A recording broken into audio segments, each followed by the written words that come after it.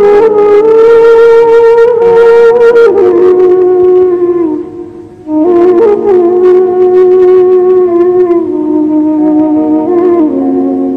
నగలు అమ్మేసి ఎద్దును కొనండి.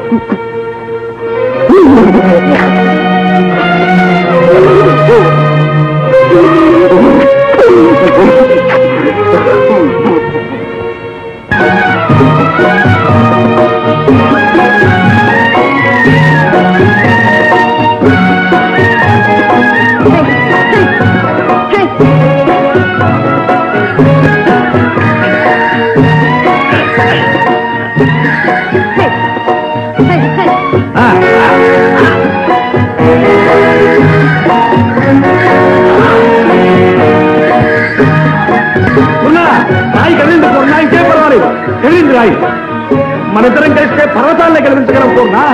ఇంకొకసారి పట్టు.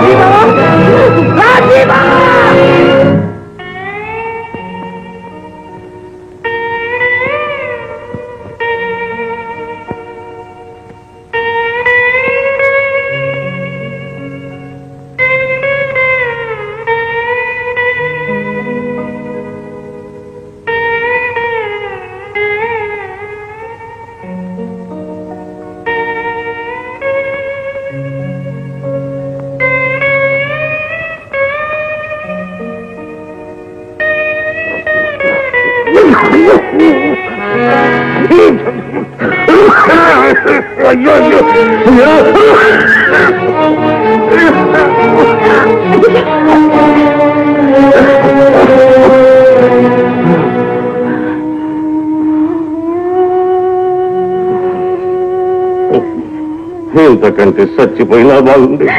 అలాంటి మాట్లాడకండి. ఆ పాపిష్టి దేవుడు నా చేతులు ఉంచాడుగా. నేనున్నాను.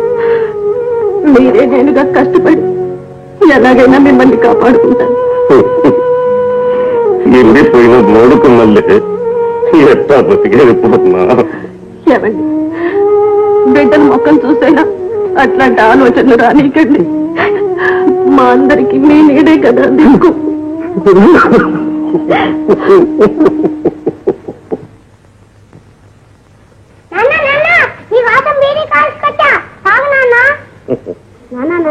నేను కూడా బీడీ కాల్చుకొచ్చాను నాన్న.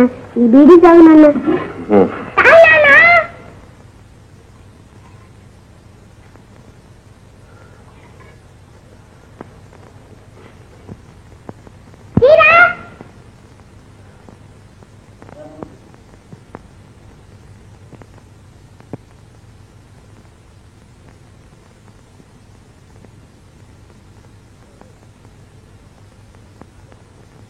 ఒరే ఒరే రంగా, ఏంటది? పిల్లలు బీడీలు తాగకూడదు. పాయ్. రెండు దమ్ములు కొట్టాను అంతే.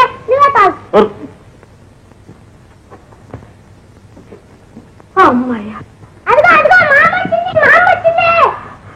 ఉండరా నాయన ఉండు. అమ్మాయి మెళ్ళు పాపంలే కద్దింపు అమ్మా ఉందమ్మా నేను వస్తున్నాను.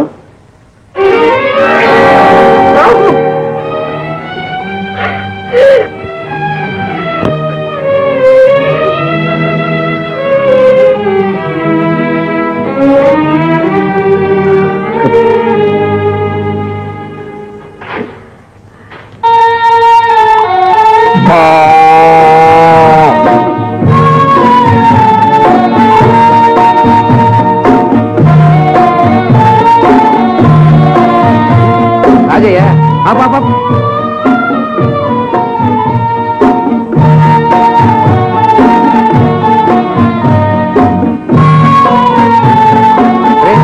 ఈ నీళ్లు తాగితే ఎడ్లకు జబ్బు చేస్తుంది. రే పోతురాజు, ఈ ఎడ్లను మన ఇంటికి తీసుకెళ్లి మన బావి నీళ్లతో శుద్ధి చేయి. పాపయ్య అంత పని చేయి మాకు పాపయ్య. అయ్యో రామా, ఇదంతా నీ మంచి కోసమేనయ్యా. చేతులు లేని వాడు వ్యవసాయం ఏం చేయగలవు? అందుకని నీ ఎడ్లను భూమిని నేను తీసుకొని నీకు శ్రమ తగ్గిస్తున్నాను. నీకు అప్పిచ్చిన డబ్బుందే, అదే ఇదంతా సంపాదించి పెట్టింది. పాపయ్య పాపయ్య, నువ్వు ఇట్లాంటి ద్రోహం చేశావంటే దేవుడు కూడా నేను క్షమించడు. నేనెట్లాగో చేతులు లేని ముండేళ్ళని కాదు, నా బిడ్డల్ని కూడా ముండేళ్ళని చేయి మాకు పాపయ్య. అబ్బో శ్రీరంగ నీతులు, ఆ రోజు నా గొంతుకు పిసకడానికి వచ్చావే, అప్పుడు ఏమైంది ఈ బుద్ధి? నువ్వు చేసిన పాపానికి భగవంతుడు నీకు 2 చేతులు లేకుండా చేశాడు. కాయ కష్టం చేసి పిల్లల కడుపు మార్చి నీకింత తిండి పెడుతుంది నీ భార్య. ఆర్థిక సంపాదిస్తే తిని కూర్చునేవాడివి. నీది ఒక బ్రతికేనా? ఆ ఇంటికి శనిగ్రహంలాగా తయారయ్యావు. రేపు పోతురాజు చూస్తావేరా, 700 ఎక్కడికి కానీ వచ్చేది? పాపయ్య నువ్వేమనుకుంటున్నావు? నా గుడ్డ చూసుకెళ్ళడానికి నువ్వేవాడివి. వదలరా, కావాలంటే కోర్టుకెళ్ళు. నా గొడ్డను ముట్టుకున్నావా చూడు.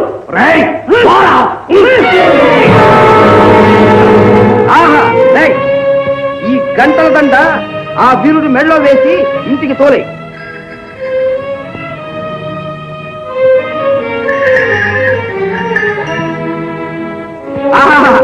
అలంకారం బాగుంది.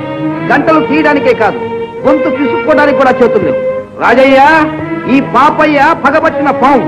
జాగ్రత్త, తీసుకుంటా మరే.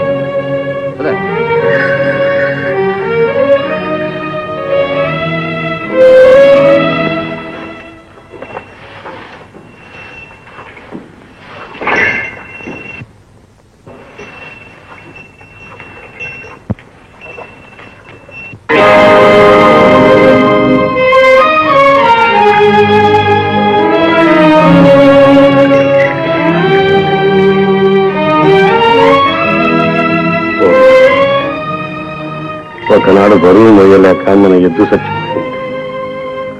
ఈనాడు పరువు పోగొట్టుకుని నేను చచ్చిపోయాను. ఏమండి,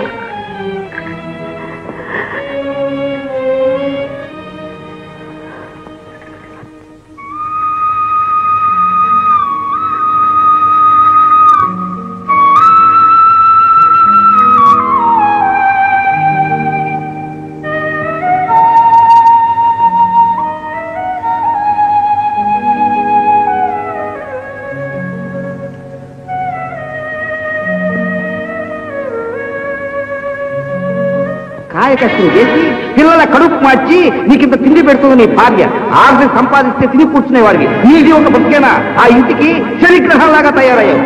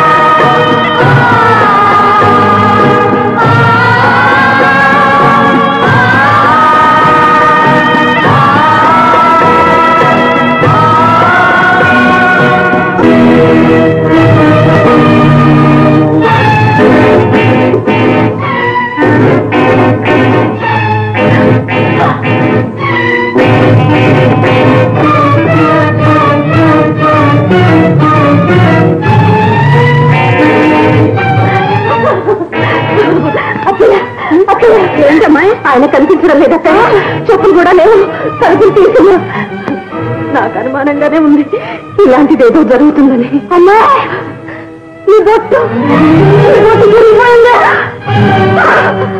నా బిడ్డలో అన్యాయం చేసిపోయాడా అన్యాయం చేసావా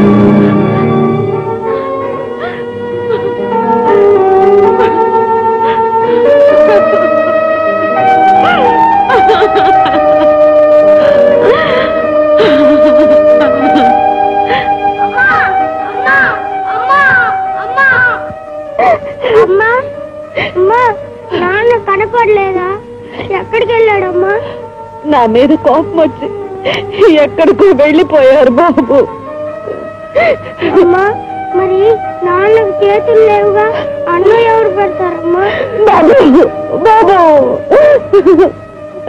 ఏడవకమ్మా నేను అన్నయ్య వెళ్ళి అమ్మ ఏడుస్తుందని నాన్న తీసుకొచ్చేస్తామమ్మా రా అమ్మ ఇంటికి వెళ్దాం రా అమ్మా అమ్మా అమ్మా అమ్మా రా అమ్మ ఇంటికి